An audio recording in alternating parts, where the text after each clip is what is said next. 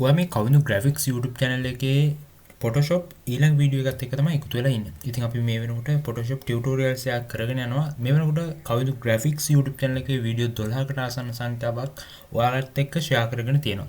ඉතින් එතනදී අපි Photoshop මුලින් ඉඳලා කතා කරලා තියෙනවා. ඉතින් දැන් අපි කතා කරගෙන යන්නේ මේ Photoshop එකේ tool ගැන.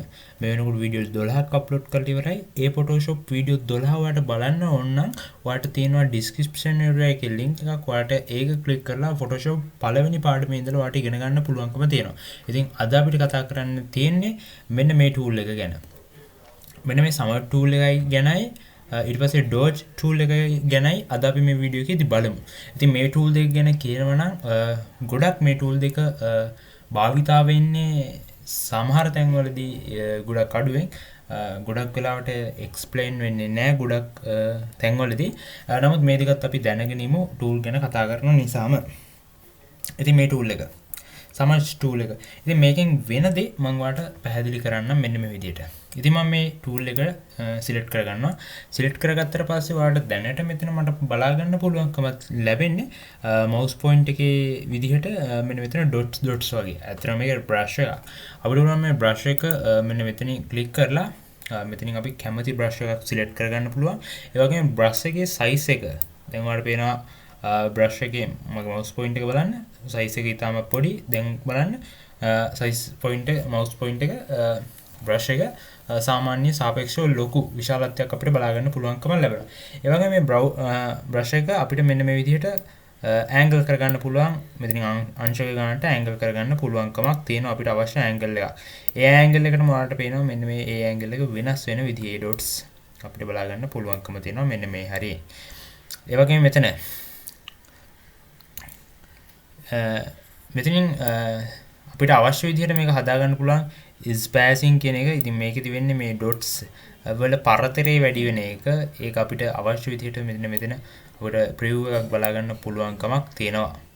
ඉතින් එතන බලලා අපි brush එකක් select කරගත්තා කියනකො. ඉතින් අපි කැමති brush එකක් කොයි විදිහට select කරගන්න chance එකක් අපිට දෙනවා. select කරගත්තට පස්සේ අපිට මෙන්න මේ වගේ මේ brush එක select කරගත්තට පස්සේ අපිට වෙන දේ මම මේකෙන් පැහැදිලි කරන්න මේ brush tool එකෙන් මේකෙන් වෙන්නේ හරියට නිකන් මේක මේ dots වල විදිහට අපිට මේකේ colors adjust කරන්න පුළුවන්. ඒ කියන්නේ දැන් මම මෙතන කුඩේ තියෙනවා කියලා හිතන්නු. මේ කුඩේ මම colors හැමතැනටම විනිවිදින්න මෙන්න මේ විදිහට click කරනවා. අන්න ඔයාලට පේනවද නිකන් විසිරලා ගියපු විදියක් තමයි අපිට බලා ගන්න පුළුවන්කම ලැබෙන්නේ. ඉතින් මෙන්න මේ විදිහට අපිට කරගන්න තමයි මේ tool එක පාවිච්චි කරන්නේ. අපි මම ඔයාලට මේක undo කරලා කියලා දෙන්නම් වෙන දෙයක්. ඉතින් undo කරන්නේ කොහොමද කියනවනම් keyboard එකේ controller එකත් එක්ක Z press කරලා short key එකක් විදිහට අපිට පාවිච්චි කරන්න පුළුවන්. එහෙම නැත්නම් අපිට පුළුවන් මෙතන history වලින් undo කරගන්නත්. හරි. මම මෙතනින් වෙන brush එකක් මේ විදිහට select කරගන්න. මෙන්න මේ වගේ brush එකක් select කරගන්න. ඊට පස්සේ spacing එක මේ වගේ හදා ගන්න. angle එකත් මෙන්න මේ විදිහට කරගන්න. එකම මේ brush tool එකම select කරගන්න. හරි. මේ brush එක හොඳයි කියලා හිතනවා. sizes එකත් adjust කරගන්නවා. angle එකත් මෙන්න මේ විදිහට adjust කරගෙන දැන් මම මෙන්න මේ tool එක පෙන්වන්න. ඔයාලට පේනවද? මේ tool එකෙන් tool එකට ඒ වැඩ වෙනස්. ඉතින් මේවා පාවිච්චි කරලාම තමයි දේවල් ඉගෙන ගන්න ඕනේ. ඉතින් දැනට tool එකෙන් මොකක්ද වෙන්නේ කියලා දලා අදහසක් ඔයාලට මට දෙන්න පුළුවන්කමක් තියෙනවා. ඔයගෙන් මෙතනින් mode එක අපිට වෙනස් කරගන්න පුළුවන්. ඒකල අපිට මෙන්න මේ විදිහට use කරගන්න පුළුවන්කමක් තියෙනවා. මෙතනින් ඊට පස්සේ මෙතනින් angle එක පුළුවන්. ඉතින් මෙන්න මේ වගේ දේවල් මෙන්න මෙතනින් අපිට select කරගන්න පුළුවන්කම තියෙනවා. හරි. දැන් අපි ඊළඟ tool එක ගැන කතා කරමු. ඒ තමයි මෙන්න මේ Dodge tool එක. ඉතින් මේ tool එකේ පොඩි වීඩියෝ ක්ලිප්ස් එකක් ඔයාලට පෙන්නනවා. ඉතින් මේ වීඩියෝ ක්ලිප් එකේ පෙන්නන විදිහටම මෙන්න මේ පුංචි බලපෙටියගේ සුදු පාට බලපෙටියගේ අවර්ණ වෙලා තියෙන තැන් නිකන් brightness එක වැඩි වීමක් වගේ දෙයක් තමයි මෙන්න මේකෙන් වෙන්නේ සරලවම කියනවා. ඉතින් මෙන්න මේ tool එක අපිට keyboard එකේ O අකුර press කරලා short key එකක් විදිහට ගන්න පුළුවන්කම තියෙනවා. ඊට පස්සේ අපිට මෙන්න මෙතනින් sizes adjust කරගන්න පුළුවන්කමක් තියෙනවා. ඒ වගේම hardness හදා ගන්නත් අපිට මෙතන පුළුවන්කමක් තියෙනවා. ඉතින් මොනවද මේ hardness කියන එක පිළිබඳව මීට කලින් වීඩියෝ සීරීස් එකේදී ඔයාලට හම්බෙලා තියෙනවා. ඒ නිසා මම මෙතනදී explain කරන්න යන්නේ නැහැ. ඔයා වීඩියෝ සීරීස් එකම follow කරන් ඉන්න කෙනෙක් නම් ඔයා මේ වෙනකොට දන්නවා මොකක්ද මේ hardness කියන්නේ කියලා. හරි. අපි මේ දේවල් adjust කරගෙන මෙන්න මේ විදිහට අපිට පුළුවන් දැන් ඔයාලට මම මෙතනදි පැහැදිලි කරා මේ ඩොග්ගේ මේ පුංචි බලු පෙටියගේ බ්‍රයිට්නස් එක වැඩි වෙනවා කියලා මම කිව්වේ. හරි. ඒ විදිහටම ඔයා හිතන්න ඔයා දැන් බලන්න මෙන්න මේ ඉමේජ් එක. මේ ගර්ල්ගේ සාමාන්‍ය බ්‍රයිට්නස් එකක් තියෙනවා අවශ්‍ය විදිහට. නමුත් මම මේ ටූල් එක පාවිච්චි කරලා මෙන්න මේ විදිහට බ්‍රෂ් කරනවා නම් ඔයාලට පේනවද මේ ලයිටින් ගතිය වැඩි වෙනවා. ඔයාලට පේනවා මේ ඉමේජ් එකේ ලයිටින් ගතිය වැඩි වෙනවා. ඉතින් අන්න ඒ වගේ බ්‍රයිට්නස් එක වැඩි කරන්න තමයි මෙන්න මේ ටූල් එක පාවිච්චි වෙන්නේ. ඉතින් ඔන්න ඔය ටික තමයි මේ ටූල් දෙකෙන් වෙන්නේ. ඉතින් ඒකෙත් පුළුවන් අපිට මෙන්න විදිය ඇන්ගල් හදාගන්න අර කියපු හැම දෙයක්ම හදාගන්න පුළුවන්. ඒ වගේම මෙතන විශේෂයෙන් තියෙනවා එක්ස්පෝස් එක. මෙන්න මෙතනින් හදාගන්න පුළුවන්කම අපිට තියෙනවා. එක්ස්පෝස් එක.